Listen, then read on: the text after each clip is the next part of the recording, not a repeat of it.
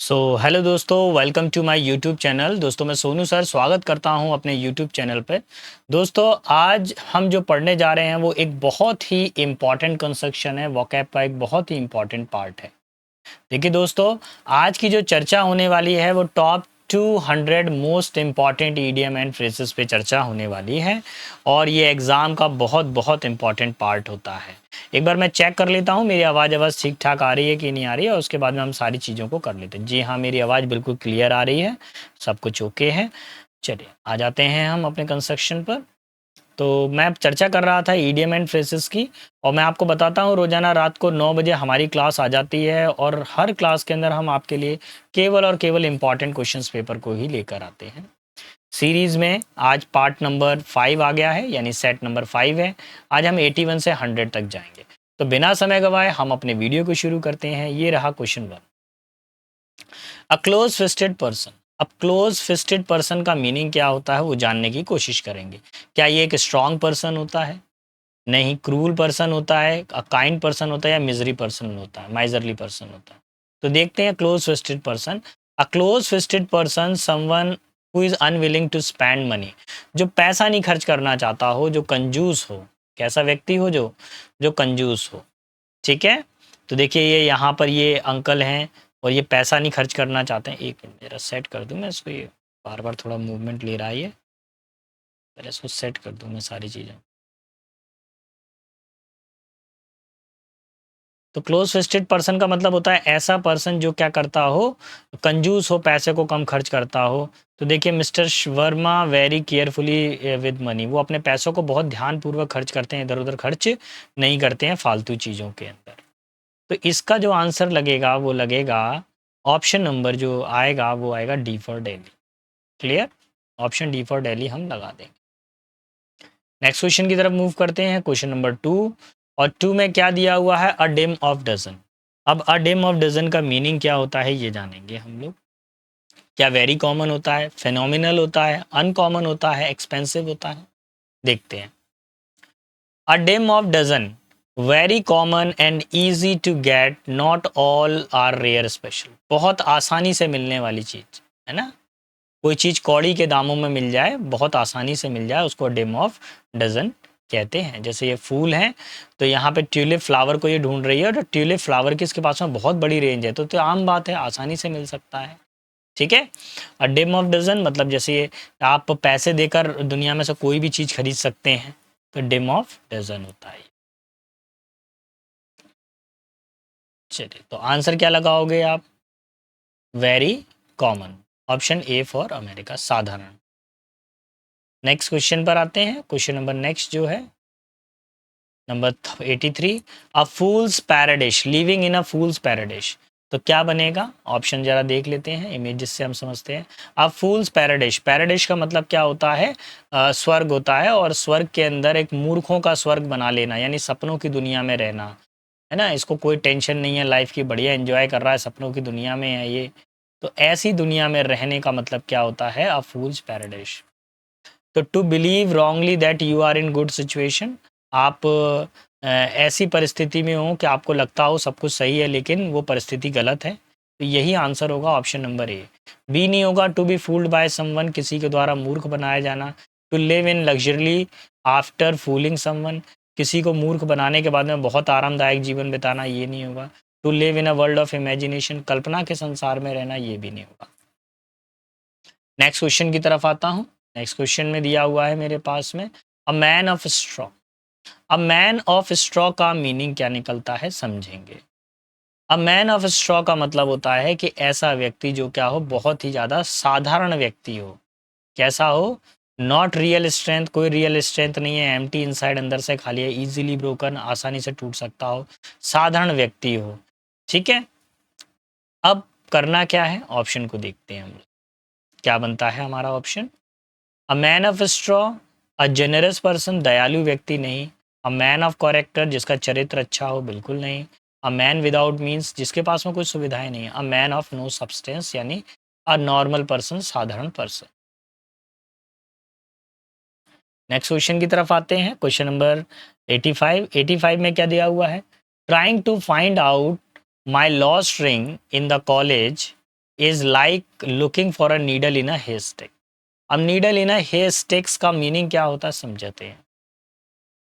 देखिए, इसकी अंगूठी खो गई है इस बच्ची की, ये अंगूठी खो गई है, कॉलेज कैंपस में खो गई है। और ये कॉलेज कैंपस में अगर कोई अंगूठी खो जाए तो ये कुछ इस तरीके से होता है कि भूसे के अंदर, हे स्टिक्स का मतलब क्या होता है, भूसा होता है, गाय का चारा होता है, भूसा होता है, उसके अंदर सुई को ढूंढने के बराबर है। यानी इसकी जो अंगूठी जो है कॉलेज में खो गई है वो ऐसा है कि भूसे में, यानी सुई को ढूंढने के बराबर है। असंभव प्रयास, असंभव खोज है वो, बहुत मिलना मुश्किल हो जाए, डूइंग समथिंग इम्पॉसिबल, असंभव काम को करना, यही आंसर हो जाएगा option A. Doing something unimportant, कोई चीज़ अनइम्पॉर्टेंट है उसको करना। Making a big deal for small thing, छोटी चीज़ों के लिए बड़ी डील करना। डूइंग समथिंग सीक्रेटली, किसी चीज़ को सीक्रेटली करना, ये नहीं होगा। ऑप्शन नंबर 1 लग जाएगा। नेक्स्ट आता हूँ क्वेश्चन पर। नेक्स्ट क्वेश्चन में क्या दिया हुआ है, अ storm in a tea cup. अब storm in a tea cup का मीनिंग क्या निकलता है, इमेज से पहले समझ लेते हैं फिर ऑप्शन देखते हैं। A storm in a teacup, a lot of worry, anger, excitement about something very small and unimportant.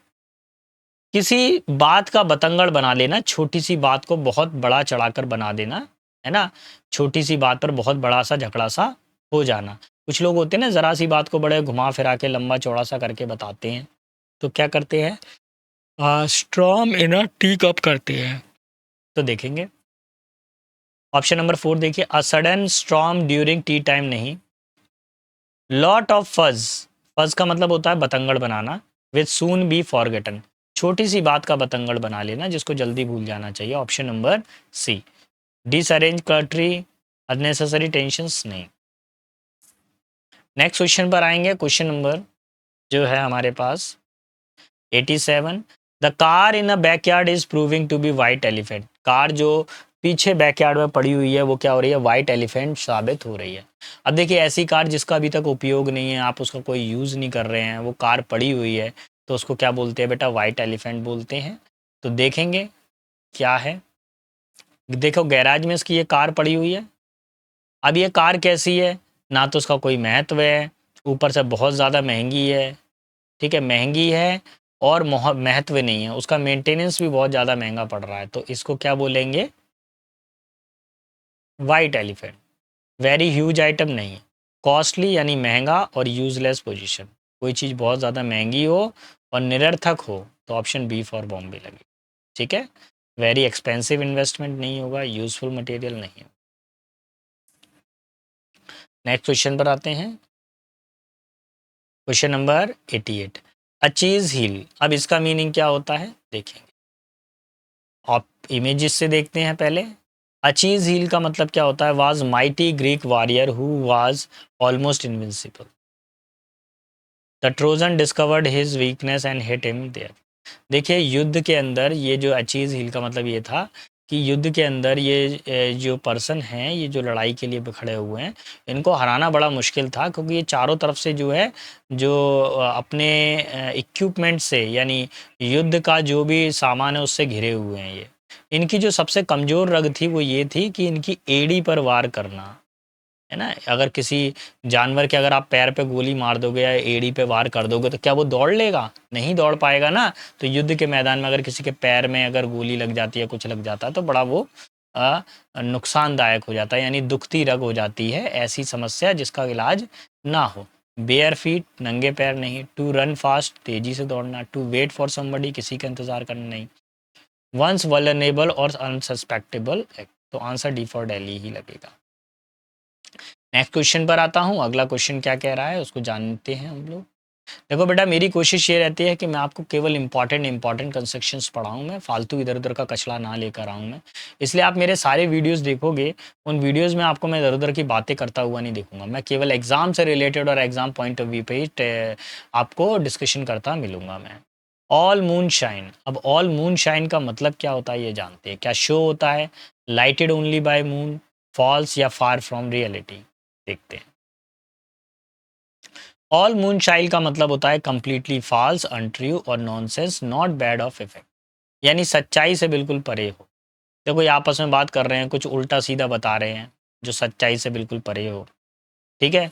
Eat chocolate for every meal, है ना, ये सब नहीं। तो इसमें ऑल मूनशाइन का मतलब क्या हो जाएगा कि कोई चीज़ बिल्कुल जो हो फार फ्रॉम रियलिटी हो, सत्य से बिल्कुल परे हो।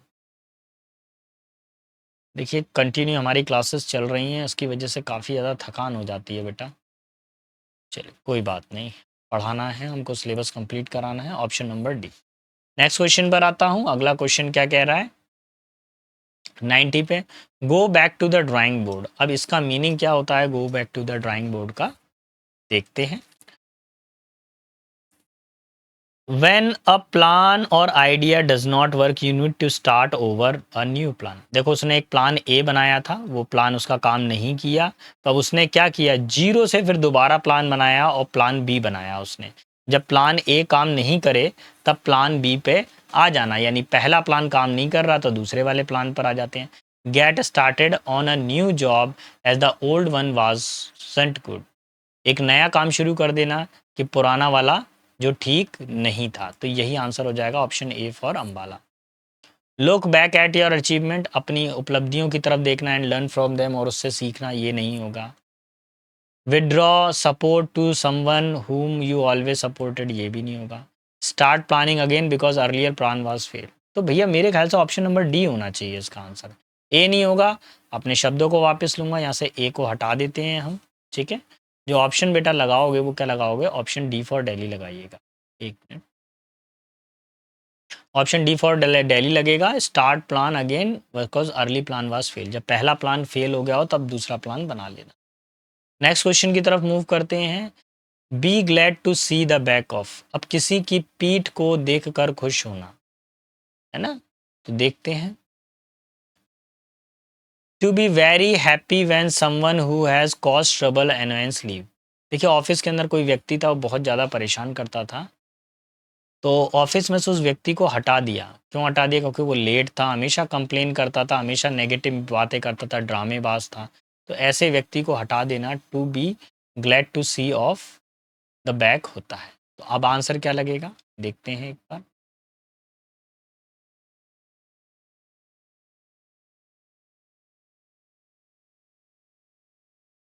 अरे क्या हो गया इसमें, be happy at the another success, किसी की दूसरे की सफलता पर प्रश्न होना नहीं। To relieved at the one another failure, ये भी नहीं। To be happy to see someone more again, दोबारा से किसी को देख के खुश होना नहीं। Be happy when a person leaves, खुश होना जब एक पर्सन उसको छोड़कर जा रहा हो। नेक्स्ट क्वेश्चन पर आते हैं, क्वेश्चन नंबर 92 पर। 92 किस तरह के कंटेंट को बता रहा है, you must have a concrete project, आपके पास एक अच्छा प्रोजेक्ट होना चाहिए। And not build castle in the air, कोई हवाई किले बनाने की ज़रूरत नहीं है। If you want to submit an application for a loan, loan के लिए अगर आप एप्लीकेशन चाहते हैं तो आपको कोई हवाई किले बनाने की ज़रूरत नहीं है, आपको स्पष्ट बोलना है। आई वांट अ लोन, देखो ये लोन लेने के लिए जा रहा है, वहाँ पे जाकर उल्टी सीधी हवाई किले बना रहा है कि देखो मैं बहुत बड़ा महल बनाने वाला हूँ, मैं पार्क बनाऊंगा, मैं ये बनाऊंगा, मैं वो बनाऊंगा। यानी हवाई किले बनाना यानी सपनों की दुनिया बनाना, ठीक है, और कोई हकीकत ना होना उसके अंदर, ख्याली पुलाव बनाना। मेक अनफेथफुल फ्रेंड्स, ये नहीं होगा। टॉक इररिस्पॉन्सिबिलिटी, लापरवाही से बोलना नहीं। हैव अनरियलिस्टिक आइडिया, ये हो सकता है ना, ऐसा आइडिया जो रियल ना हो। Make unplanned buildings, unplanned building बनाना नहीं। Option C for Chennai. आगे आते हैं क्वेश्चन नंबर 93 पर, और 93 क्या कह रहा है देखते हैं। कैरी द डे, अब कैरी द डे का मीनिंग क्या होता है ये जानेंगे हम। कैरी द डे, अब कैरी द डे में क्या हुआ, to be successful in difficult situation और challenge. We worked hard forget carry the day, ठीक है। तो कैरी द डे का मतलब क्या होता है, खुश होना, ये जीत गया, ये अपनी जीत की खुशी बनाना, प्रशंसा करना, अपने जीत गया है उस जीत को खुशी बनाना, कैरी द डे यानी जीतना, ठीक है। लीड एन आर्मी नहीं। Win a victory, answer B for bomb. Lift a heavy load नहीं होगा। बियर द बर्डन, ये भी नहीं होगा। आगे बढ़ता हूँ क्वेश्चन नंबर नेक्स्ट पर। काउच पटेटो, अब काउच पटेटो कैसा पर्सन होता है वो देखेंगे। इसके जरा फोटो देख लें काउच पोटैटो की। देखो भैया ये काउच है, ये इस पर पड़ा हुआ है, बैठा हुआ है, बढ़िया चिप्स खा रहा है, सब कुछ खा रहा है। तो दिन भर क्या करता है, ये टीवी देखता रहता है। दिन भर क्या करता है, ये टीवी देखता रहता है, बस ये इसका और कोई काम नहीं है। और अपने टाइम को एंजॉय करता है, काफ़ी ज़्यादा एक्सरसाइज नहीं करेगा, आउटडोर भी नहीं जाता, सोशल लाइफ भी नहीं है, प्रोडक्टिव भी नहीं है। आज वो सिर्फ घर पे बैठेगा और टीवी देखेगा दिन भर। तो ऐसे पर्सन को क्या बोलते हैं, काउच पोटैटो बोला जाता है। तो देखो क्या बोलेंगे, ओवरवेट नहीं, लेजी पर्सन क्या बोलेंगे, लेजी पर्सन, आलसी, स्कीनी पतला दुबला, हाइपर एक्टिव बिल्कुल नहीं। नेक्स्ट क्वेश्चन पर आते हैं। To cut corners. अब टू कट कॉर्नर का मतलब क्या होता है, cut something easily without spoiling it, किसी चीज़ को बिना नुकसान किए काट देना, ये नहीं होगा। कट समथिंग इनटू पीसेस, किसी चीज़ को पीसेस में काट देना, ये भी नहीं। Be able to do a job effortlessly, आसानी से किसी जॉब को करना, ये भी नहीं। Not to do a thing well in order to save money और एफर्ट, किसी चीज़ को अच्छे तरीके से ना करना जिससे धन बच सके, यानी सस्ते तरीके से काम चलाना। ठीक है, देखो ये घर पर अच्छे से उसको करना था, लेकिन देखो ये घर बना रहे हैं तो क्या कर रहे हैं, कटिंग कॉर्नर्स उल्टे सीधे कट करके रख दे रहे हैं। और किसी चीज़ को अच्छे से करना होता है, कटिंग कॉर्नर मतलब क्या होता है, गलत तरीके से किसी चीज़ को करना। और doing it right way, cut corner. देखो ये सड़क है, ये बिल्कुल सही बनी हुई है, लेकिन यहाँ पे कच्ची सड़क है ये, है ना, इसको गलत तरीके से काट देना। तो कटिंग द कॉर्नर का मतलब क्या होता है, किसी चीज़ को गलत काम को, किसी काम को गलत रूप से करना। अच्छे से किया जा सकता था लेकिन नहीं किया गया। In spite of high sounding words, his speech fell flat on the audience. देखिए उसकी जो स्पीच थी उसका बहुत दुष्प्रभाव पड़ा लोगों पर। अब क्या किया है उसकी स्पीच ने, देखते हैं कि उसको देना था, बहुत अच्छी स्पीच देनी थी इसको। Ladies and gentleman, the synergy of our vision, the paradigmic shift and the holistic approach. Too many big words, बहुत बड़े बड़े शब्दों का प्रयोग कर लिया। आई डोंट गेट इट, मुझे समझ में नहीं आया। सो बोरिंग, जा सब सो रहे हैं। तो यानी कि जो उसकी स्पीच थी उसने कुछ उसके अंदर ऐसे शब्दों का यूज़ कर लिया जो लोग जानते ही नहीं थे, और उसके कारण जो उसकी स्पीच थी क्या हो गई, फेल फ्लैट ऑन हो गई। तो फेल फ्लैट ऑन का मतलब होता है कि कोई प्रभाव ना छोड़ना। इम्प्रेस्ड अलॉट नहीं। Appeal to the sentiments of audience, audience के मनोभावों को उत्पन्न करना नहीं। Could not be heard easily, आसानी से सुना जा सकता नहीं। फेल टू मेक इम्पैक्ट, कोई प्रभाव ही नहीं बना पाई। Answer D for Delhi. Next question पर आते हैं, तो जल्दी जल्दी हम चीज़ों को देख लेते हैं बेटा। अगर आपको हमारा पढ़ाना पसंद आ रहा है तो प्लीज़ चैनल को लाइक शेयर सब्सक्राइब ज़रूर करिएगा। और मैं आपको एक चीज़ बता दूं, रोज़ाना रात को 9 बजे हम आपको इस तरह का कंटेंट लेकर आते हैं। अब आज हमारे पास में जो सेट नंबर 5 है, नेक्स्ट क्लास में जब मिलेंगे तो हम सेट नंबर 6 पे मिलेंगे, जहाँ पर हम चर्चा करेंगे 1 से लेकर 120 तक, 101 से 120 तक चर्चा करेंगे। अच्छा, गो टू द डॉग्स का मतलब क्या होता है, देखते हैं। गो टू द डॉग्स का मतलब होता है पूरी तरह से बर्बाद हो जाना। कोई प्लान था पूरी तरह से बर्बाद हो गया, है ना, बहुत खराब सा जीवन हो गया। देखो जैसे डॉग हैं इधर उधर घूम रहे हैं, पार्टी कर रहे हैं। गो टू द डॉग्स का मतलब होता है पूरी तरह बर्बाद हो जाना। तो अब क्या आंसर होना चाहिए, देखते हैं। गो क्रेजी, पागल हो जाना। वांट समथिंग बैडली, किसी चीज़ को बहुत बुरी तरीके से प्राप्त करना। डेटोरिएटिंग शॉकली नहीं। फेल मिजरेबली भी, बहुत बुरी तरीके से फेल होना। तो ऑप्शन ए फॉर अमेरिका। ठीक है, बर्बाद हो जाना। Hit the nail on the head, अब इसका मीनिंग क्या होता है, देखते हैं। Hit the nail on the head का मतलब होता है to say do exactly the right thing to be completely correct. अब जैसे ये कील है, इस कील को ठोका जा रहा है तो बिल्कुल सीधी कील लगा रहा है, ये कील को बिल्कुल सीधे तरीके से लगाना, तो hit the nail on the head कहलाता है। ठीक है, ये जो लेडी है ये अपनी स्पीच दे रही है और बिल्कुल क्लियर स्पीच दे रही है, जिसमें किसी को कोई कंफ्यूजन नहीं हो, स्ट्रेट फॉरवर्ड बात कर रही है, यानी सीधी बात, नो बकवास। ठीक है, तो ऐसे शब्द को क्या बोलते हैं, hit the nail on the head. To make the preciously correct point, ठीक है, ये बिल्कुल सही है। To hit someone on the head, किसी के सिर पे मारना नहीं। To assess the situation immediately, तुरंत ही समस्या को भांप लेना नहीं। To handle the difficult situation, ये भी नहीं होगा। आंसर जो लगेगा बेटा वो ए फॉर अम्बाला लगेगा। ठीक है, बिल्कुल एन मौके पे चौका मारना या बिल्कुल सही तरीके से बात को कहना। 99 in the nick of time. In the nick of time का मतलब होता है मच इन एडवांस, कोई चीज़ जल्दी कर लेना नहीं। आफ्टर द डेडलाइन, डेडलाइन के बाद करना नहीं। In the middle of thing, किसी चीज़ के मध्य में करना बिल्कुल नहीं। At the last possible moment, अंतिम क्षणों में, at the nick of time, है ना, अंतिम क्षणों में। कैसे? In the nick of time the train was about to leave, Tom ran, I am going to miss it, hold on, I will wait, he made the nick of time. Train को उसने बिल्कुल N मौके पे जाके पकड़ा, तो निक of time कहलाता है। ऐसे देखिए पेशेंट को बचाया गया, तो बिल्कुल निक ऑफ टाइम पर उस पेशेंट को डॉक्टर के पास पहुंचा दिया गया, तो वो पेशेंट बच गया। Kill two birds with one stone, एक पत्थर से दो चिड़ियों को मारना, एक तीर से दो निशाने।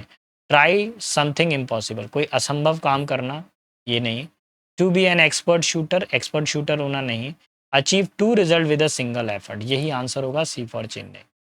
To plan two murderers simultaneously, नहीं बेटा, इसका जो आंसर लगेगा kill two bird with one stone, यानी एक एक तरफ वो स्टडी भी कर रहा है और फुटबॉल भी खेल रहा है, मूवीज भी जा रहा है, स्टडी भी कर रहा है, मूवी भी कर रहा है, दोनों काम कर रहा है, तो एक तीर से दो निशाने, एक पत्थर से दोनों चिड़ियां उड़ा दी उसने। पढ़ाई भी कर ली और गेम भी खेल लिया। ठीक है, तो देखिए बेटा, आज के सेशन में इतना ही था। हमने 200 आई थिंक 100 क्वेश्चंस को कंप्लीट कर लिया है यहाँ पर। अगर आपको बेटा हमारा पढ़ाना पसंद आया हो तो प्लीज़ चैनल को लाइक शेयर सब्सक्राइब करना ना भूलिएगा। सेशन अच्छा लगा हो तो लाइक ज़रूर करें और एक प्यारा सा कमेंट ज़रूर करें। कल हम आपसे मिलेंगे सेट नंबर 6 के साथ में मिलेंगे, जिसमें हम चर्चा करेंगे 101 से लेकर 120 तक। और ये बहुत ही इंपॉर्टेंट सीरीज़ है, प्लीज़ इसको मिस मत करना अगर आप एग्ज़ाम में सिलेक्शन चाहते हैं तो चलिए दोस्तों, मैं सोनू सर मिलता हूँ आपसे नेक्स्ट वीडियो में कुछ इसी तरह के कंटेंट के साथ में। तब तक के लिए सारे बच्चों को बेस्ट ऑफ लक। जय हिंद, जय भारत।